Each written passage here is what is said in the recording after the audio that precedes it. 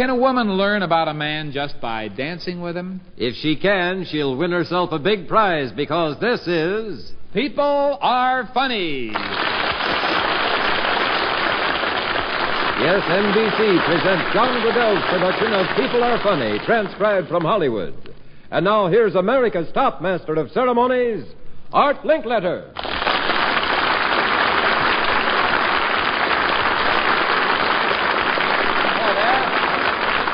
Ladies and gentlemen, one of the easiest tricks of all to prove is that people are funny about money.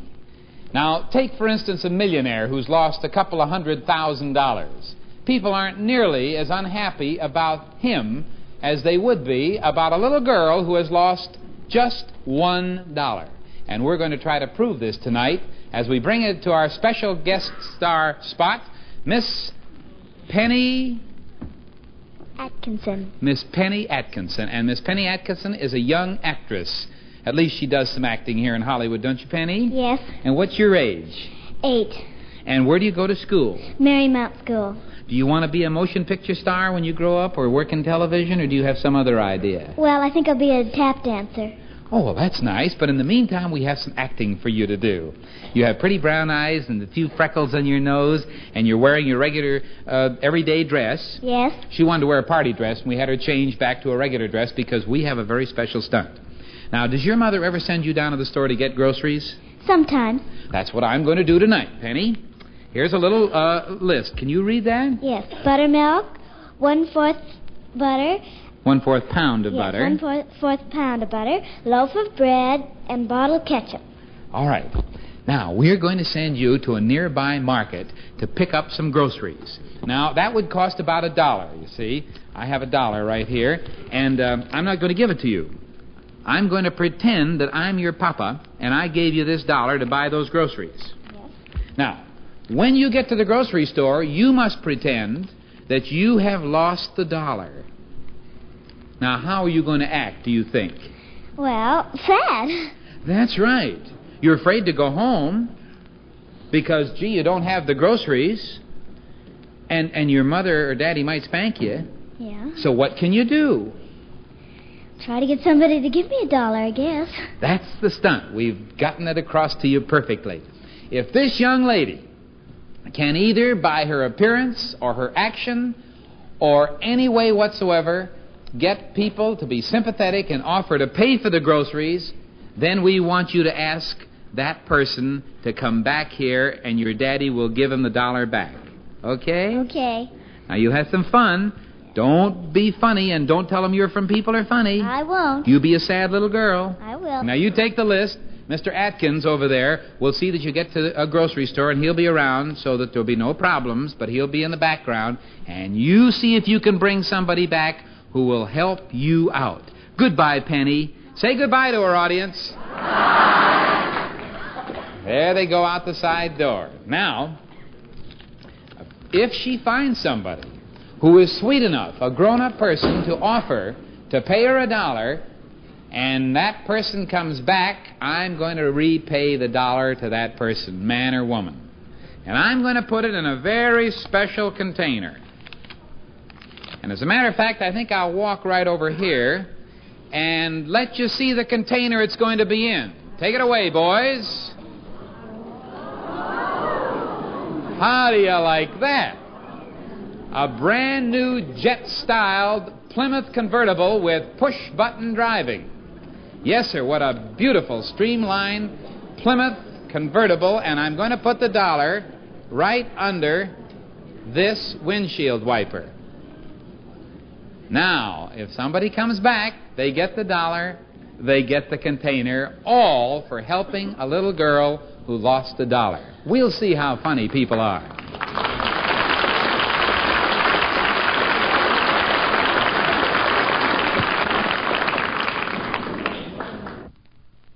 Don't breathe a word. They may run out. I promise. RCA Victor. Spring trade-in specials. Big savings. Big savings? Big savings when you trade your old TV for a new RCA Victor. I like this model. Big screen RCA Victor table model. Nationally advertised price, $199.95. And I can get it for less than that? With your trade-in allowance, it's yours for less than many small screen sets. This set over here is nice and modern. Handsome big screen table model with many extra features. How much? Nationally advertised price, $229.95. Your trade-in allowance gives you a big savings. Look at this beautiful console. RCA Victor Television Deluxe Console. Nationally advertised price, $329.95. Big trade-in allowances bring you big savings. This is a limited-time offer at RCA Victor dealers everywhere. Ladies and gentlemen, our next stunt is going to be quite a different stunt than that which you usually see on People Are Funny. While it is gay and lighthearted in nature, involves a contest, and should bring us some fun, it has serious overtones because of the subject we have deliberately selected for this particular stunt. Would you three men turn around, please? These three men on these stools, just remain seated. These three men on these stools, you will get to know a little better as the stunt goes on. They are very special guests of ours. This lady, if you'll turn around, is a volunteer selected out of the audience. A housewife from where? Mill Valley, California. And your name is? Vera Baytag. And Vera, how many children do you have? 1, 8 months old. And where do you come from? Austria, Austria. How long have you been in this country? 7 years. Mm-hmm. Did you meet your husband in Austria? No, I met him in New Jersey. How did you happen to meet him? Well, I was teaching dancing at Arthur Murray's, and he was a pupil. Oh, do most dancing teachers marry their pupils? I think most of them do. Uh-huh. Well, that's fine. And you live in Mill Valley, California, up by San Francisco. That's right. Mrs. Maytag, you were selected because you said when you volunteered out of the audience you were observant, you knew how to dance. Right. You must know how to dance. I want you to look at these three men, because this is where the observation part of the stunt comes in. These three men are different in this way. One of them has both of his legs and is perfectly sound. One of the other has lost a leg and is wearing an artificial leg. And the other one has lost both of his legs and is wearing 2 artificial legs. Now, these three men have volunteered to be our special guests because they are vitally interested in the rehabilitation program of thousands of veterans all over the United States, many of whom are learning to use artificial limbs as a result of the wars and as a result of accidents right here in these United States. They're all three good sports, and they are going to participate in a contest. You are going to dance with each one of them. And if you can tell me, after you have danced with the three of them, which one does not have an artificial leg, I am going to give you a beautiful new outfit as a prize worn by our model who's coming in.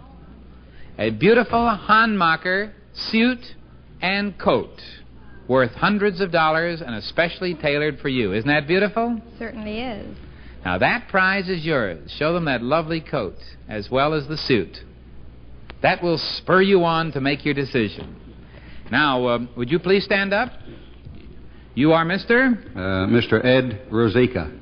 Mr. Ed Rosica. Right. Mm-hmm. How old are you, Ed? 42. 42. Would you stand up, please, sir? You are? Fred Quisenberry. How old are you, Fred? 44. 44. Our next guest? Mr.? Mr. Charles Hutter. And how old are you, Charlie? 40. 40. Now, if you three men will remain standing, I will come over to the jukebox. I will start one of my favorite songs, our People Are Funny theme song, which you hear at the start of the show. We're going to ask you to dance with each of them for about 30 seconds, one after the other. I'll tell you when to start and when to stop. And at the end of the time, we'll see if you can tell. All right, here we go. Start with the first gentleman first when you hear the music.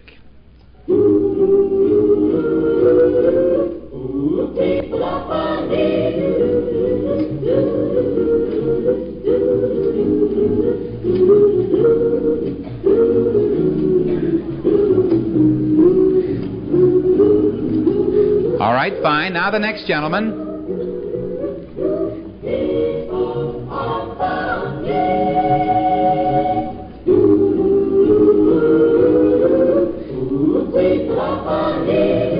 You're not judging how good a dancer they are. You're judging the other. All right, now our next guest.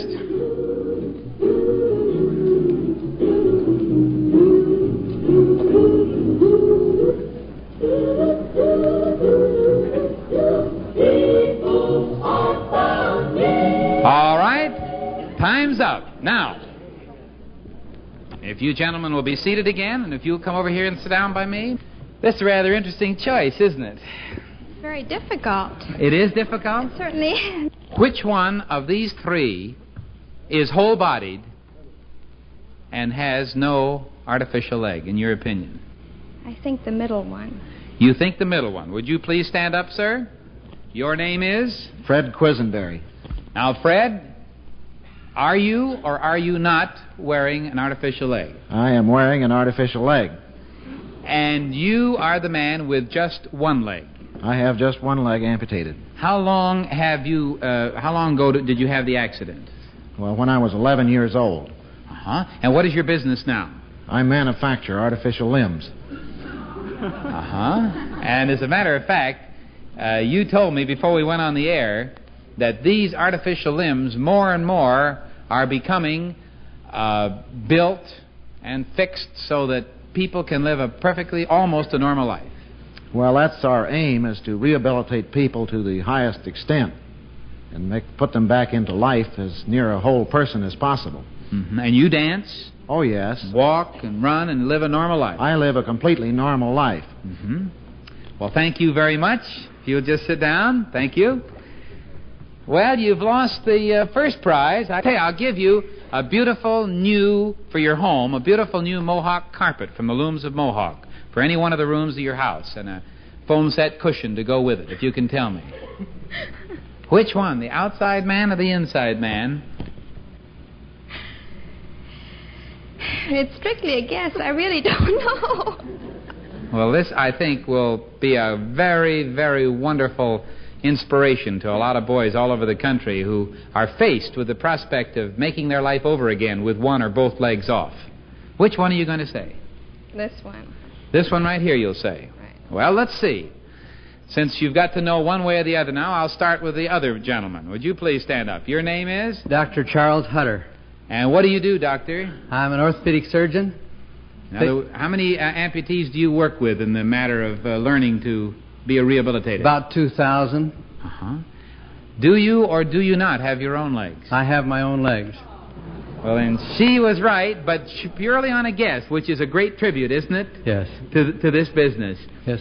In the years that you've spent working with boys who are back from overseas, doctor, what sort of a thing have you learned that you would like to tell other young men and women who have lost a limb or two? Well, I think the most important thing is that they have a satisfactory stump that can tolerate the pressures of an artificial leg, and that after that has been accomplished, they should feel that they have to conquer a new problem, and if they'll put their heart into learning how to walk and how to use their prosthesis, they'll have no difficulty with fooling people and recovering their complete use of their extremity. Thank you very much. Now I know you're all anxious to meet our third guest, whom she selected as a pure chance guest. You didn't feel any awkwardness or anything at all, and your name is? It's Ed Rosika, Art. Ed, who do you work for? I work for the U.S. Veterans Administration in this area. And on what occasion did you lose your two legs, Ed?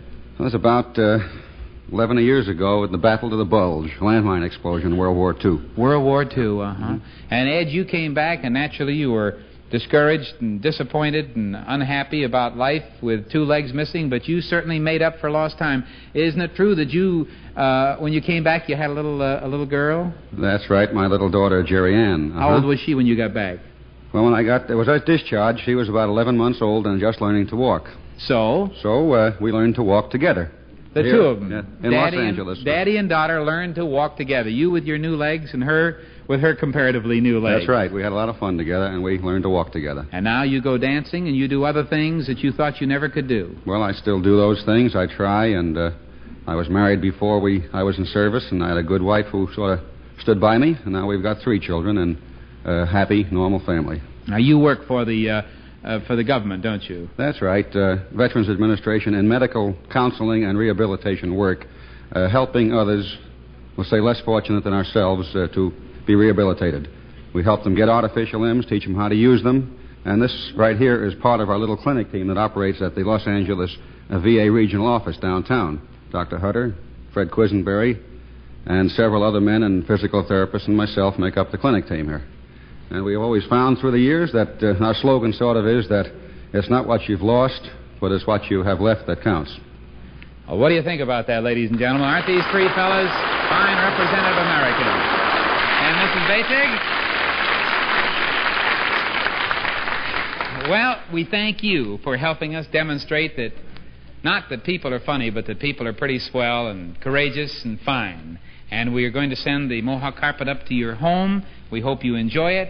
And you three gentlemen, we have some special presents for you after the program. No artificial limb. Goodbye. Thank you very much.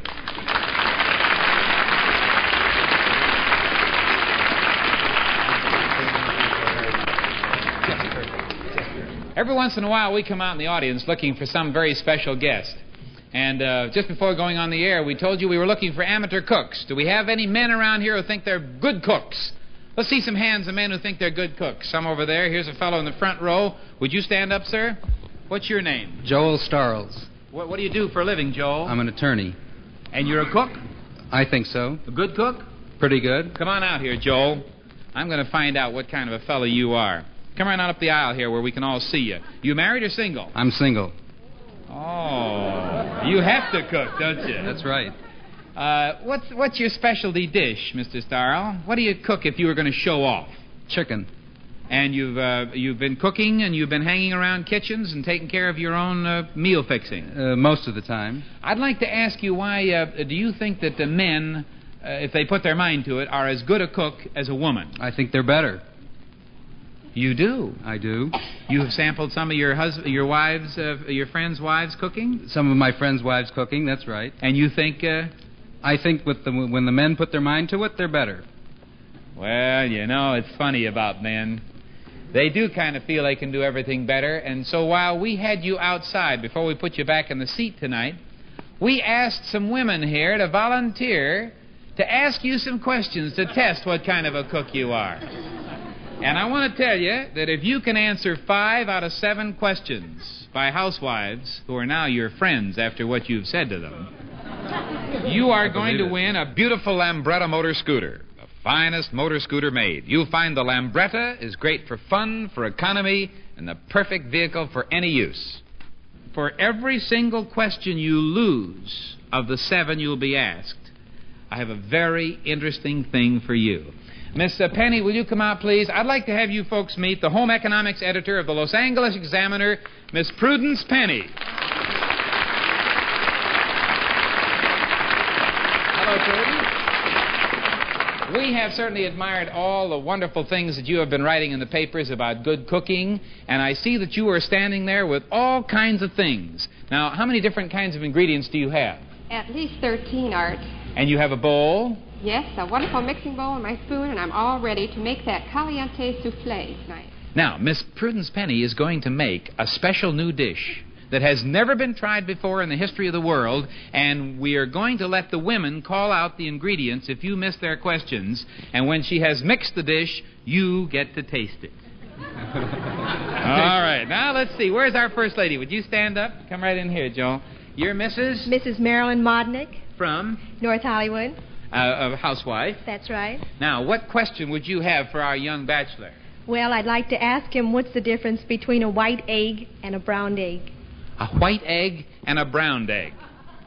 A white egg and a brown egg? The shell of a white egg is white, and the shell of a brown egg is brown. Is a brown egg stronger? There's no difference except in the color of the shell. Well, he said that. All right. You said white egg, a white shell, and a brown shell. That is correct. Who's the next lady? Let's see the hands. This lady right here. Would you stand up? You are Mrs.? Frank Dodderman from San Gabriel. California. Yes. Now, you look like a good cook. Do you have a question for our proud chef? Yes, I do.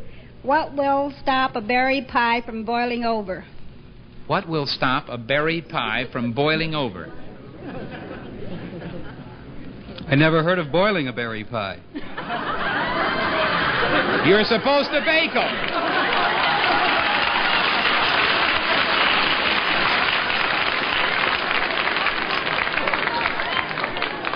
We have, without doubt, one of the sneakiest contestants in the history of People Are Funny. When you bake them, you mean? When you bake a pie, what stops them from boiling over? You take it out of the oven. Prudence Penny. I think he's right. What is the answer? Hard to go better than that, but my answer is that if you put moisture on the edge of the lower crust before sealing the top crust on, you will find that it will not boil over. Now, he has missed your question. What, out of the secret list that we gave you, would you like to have Miss Penny put into our brand new recipe? Raw oysters and chocolate syrup. All right, there are the raw oysters. You notice it's very important that the oysters go in before the chocolate syrup. That's right. Oh, we have the start of an unusual dish. Thank you. Our next guest. Let's see another one. Come on down here. This lady is Mrs. Robert Mayer. From? Lodi, California. What would you like to ask, Mrs. Mayer? How do you keep onions from burning your eyes while peeling them? How do you peel an onion and prevent it from burning your eyes?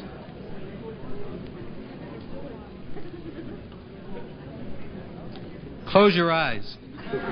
Prudence Penny? The best answer is to peel them under water, or running water if you prefer. Oh, you didn't know that. Joel, I'm amazed at you. What would you like to add to our recipe? Soft strawberry ice cream and sauerkraut. Here we go. Oh, look, the strawberry ice cream goes in on top of the chocolate sauce and the oysters, and then the sauerkraut. I've made this dish. You've made this dish? He's already made it. Let's see. This lady, would you stand up, please? You are Mrs.? Mrs. Paul Wilson from Altadena, California. What is your question? How do you prevent sour cream from curdling when used to make pheasant gravy?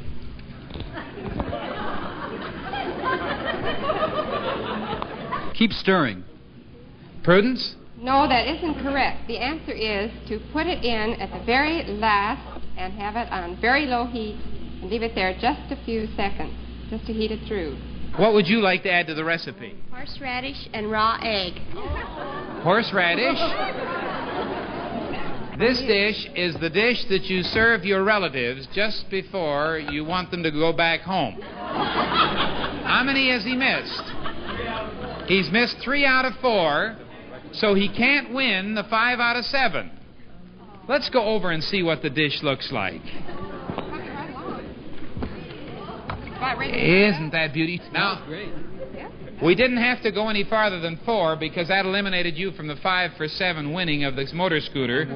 And we'd like to have each of the ladies who ask questions have a bottle of Balenciaga perfume from Paris, France. We want for Prudence Penny to take home with her a beautiful Bell & Howell camera and projector. And there it is for your own home movies. And now, could we have the dish, please? Now, here, ladies and gentlemen, we have our gentleman cook about to give the taste of this lovely dish. After you. I'll take some myself. Lovely.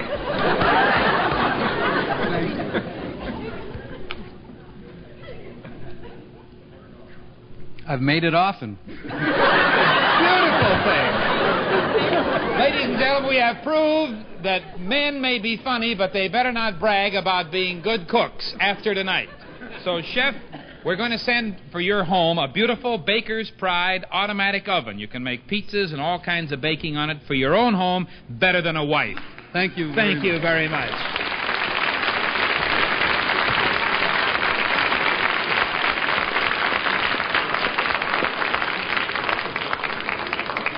Monitor NBC this weekend. It's radio's wonderful surprise show where you might hear anything from a joke told by genial Bob Hope to a joke told by your next-door neighbor. A whole new world of sound and experience is at your fingertips. You might hear the boom of a heartbeat or night talk on the ocean floor. In scope, you'll be whisked around the world. Meet the most outstanding personalities of our times and hear their opinions. It's new and exciting listening for the entire family. Just one more reason why NBC leads the rest with the best in radio entertainment. Hear Monitor this weekend. Ladies and gentlemen, I've just been informed that our 8-year-old actress, Miss Penny Atkinson, is back outside the theater. You remember, we sent her out at the start of the program with a list of groceries. And she was to go up and pretend that she had lost a dollar given her by her mother or her daddy. And if any one person would offer to pay for her groceries or give her a dollar so that she wouldn't have to go home and take a spanking, we were going to bring that person back, and he was going to win this beautiful Plymouth convertible with jet styling and push-button driving. The dollar bill I'm going to return is right underneath that windshield wiper. So they're standing outside the theater doors. If someone is with her, they'll get the surprise of their life. Would you have Penny come back in? And, Penny, you're back alone.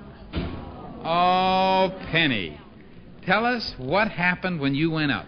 Well, a lot of people passed me, but some looked at me, but not very many. And then I talked Now, you were crying and pretending to be very sad. And then I talked to 3 people. One lady, I thought she was going to give the money to me, but she said, go home and tell your mother.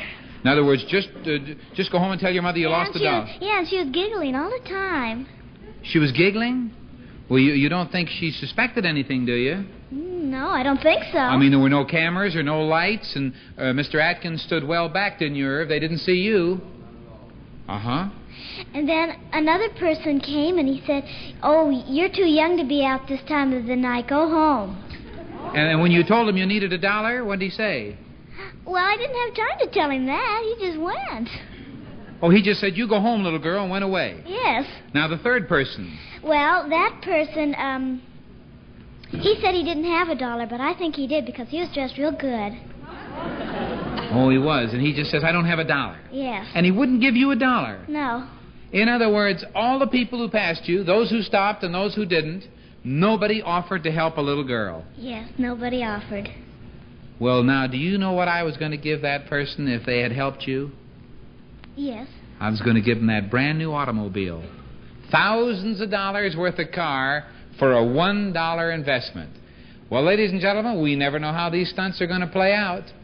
But here's a cute and appealing and sympathetic little girl who didn't find anybody who'd help her out. And all those people, if they see this show right now, are going to give themselves a good, big kick right where it'll do them the most good. Penny, thank you very much for trying. Thank you. Goodbye, honey. Just go right out that way.